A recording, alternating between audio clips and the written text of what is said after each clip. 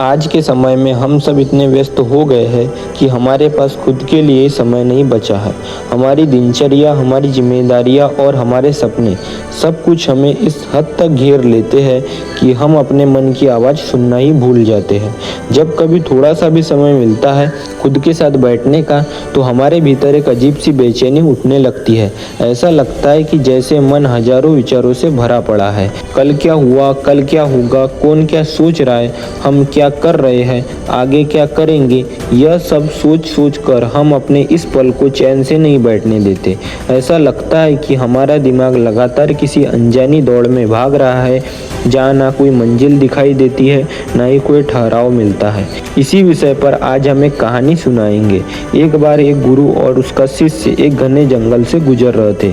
रास्ते में चलते हुए शिष्य ने गुरु से पूछा, गुरुदेव, ऐसा क्यों होता है कि कुछ लोग जिनके पास कुछ भी नहीं होता वे अंदर से बहुत खुश रहते हैं, और कुछ लोग जिनके पास सब कुछ होता है वे हमेशा दुखी दिखाई देते हैं।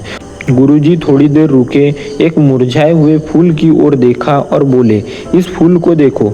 अगर यह फूल हर समय यह सोचता रहे कि मैं कल मुरझा गया था, या डरता रहे कि कल फिर मुरझा जाऊंगा, तो क्या ये आज खिल पाएगा? क्या ये अपनी खुशबू फैला पाएगा? बिल्कुल नहीं। इसी तरह इंसान भी अपने अतीत की दुखद यादों या भविष्य की चिंता में खोया रहेगा तो वह कभी वर्तमान को नहीं जी पाएगा। और जब इंसान वर्तमान में नहीं जीता तो वह असली सुख, असली आनंद से वंचित रह जाता है। गुरु ने कहा कि इंसान का मन एक ऐसे बर्तन की तरह होता है जिसमें समय के साथ बहुत सी भावनाएं, अनुभव और घटनाएं जमा हो जाती है। अगर उन भावनाओं की सफाई नहीं की जाए तो मन भारी हो जाता है, उलझन से भर जाता है। इसी कारण इंसान बाहर से कितना भी सफल या संपन्न क्यों ना हो, अंदर से खाली और बेचैन होता है। गुरु ने शिष्य को समझाते हुए कहा, जब इंसान जीवन में सब कुछ हासिल कर लेता है तब उसे एक ऐसा एहसास होता है कि वह जो कुछ भी जमा कर रहा था, धन, सम्मान, रिश्ते, वे सब बाहरी चीजें थी। उसने मन की शांति को कभी देखा ही नहीं। और तब जब वो सब कुछ पा चुका था तो भीतर से खालीपन उसे कटोचता है।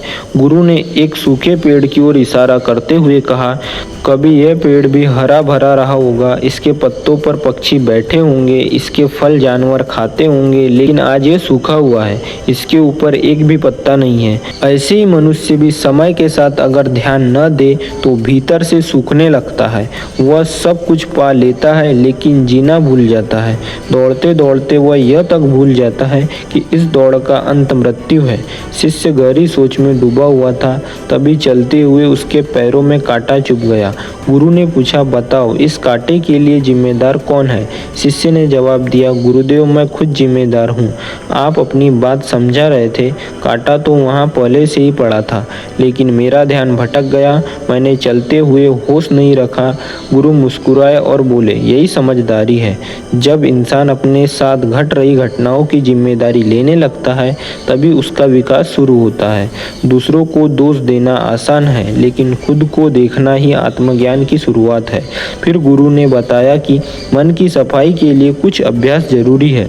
सबसे पहला, अपनी भावनाओं को कभी दबाओ मत।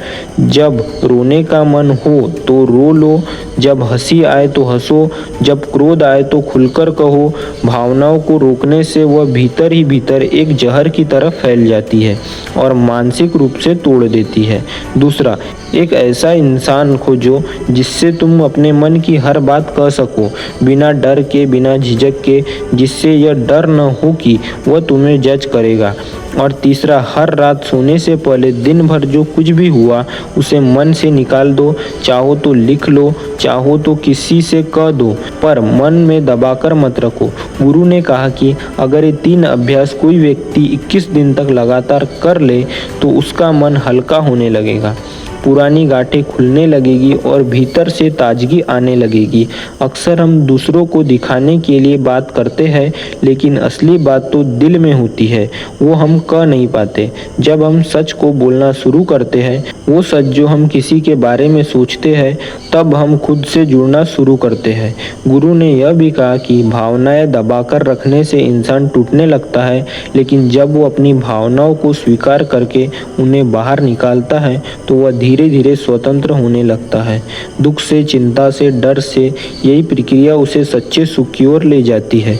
अंत में गुरु बोले, जिस तरह तेज बहता हुआ पानी अपनी रास्ते की रुकावटों को बहा कर ले जाता है, वैसे ही जब तुम अपनी भावनाओं को खुलकर बाहर निकालोगे तो वे तुम्हारे भीतर की सारी गंदगी भी बाहर ले जाएंगी।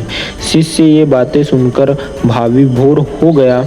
उसे समझ आ गया था कि जीवन का आनंद किसी मंजिल में नहीं बल्कि उस सफ़र में है जहाँ मन शांत हो, दिल साफ हो और हर भावनाओं को जीने की आज़ादी हो। अंत में गुरु और शिष्य आश्रम की ओर लौट गए, लेकिन शिष्य का मन अब पहले जैसा नहीं था। वह अब जान चुका था कि मन को शांत करने का रहस्य बाहर नहीं, अपने भीतर की सफाई में छिपा हुआ है। अगर इस कहानी से आपको सच में कुछ वैल्यू मिली हो, नॉलेज मिला हो, तो इसको लाइक और शेयर जरूर कर देना और ऐसी नॉलेजेबल और इंटरेस्टिंग स्टोरी के लिए चैनल को सब्सक्राइब कर देना, क्योंकि इस चैनल पर डलने वाला कंटेंट आपकी सोच और ज़िंदगी दोनों बदल के रख सकता है। धन्यवाद।